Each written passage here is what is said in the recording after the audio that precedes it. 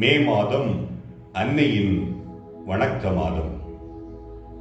Gabriel தூதர் அன்னை மரியாவுக்கு காட்சி தந்தபோது நம்பிக்கையின் அன்னையாகவும், இறைமகனை ஈன்றெடுத்த பொழுது அன்பின் அன்னையாகவும், மகனை காணிக்கையாக ஒப்பு கொடுத்த பொழுது கேட்டதை கொடுக்கும் அன்னையாகவும்,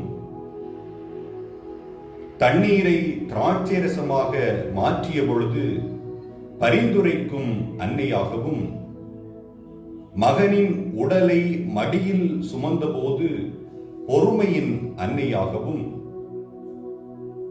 இயேசுவோடு பயணிக்கின்ற பொழுது எல்லாவற்றையும் நம்மால் தாங்க முடியும் என்று நமக்கு அறிவுறுத்தும் அன்னையாகவும், வழி தெரியாமல் கடலில் தத்தளித்துக் கொண்டிருந்த பொழுது வழிநடத்தும் அன்னையாகவும், விண்ணக மண்ணக அரசியாக முடிசூட்டிய போது மாட்சியின் அன்னையாகவும் திகழ்ந்த அன்னையை நாம் போற்றுவோம். வாருங்கள், அன்னையின் புகழை எத்திக்கும் பறைசாற்றுவோம்.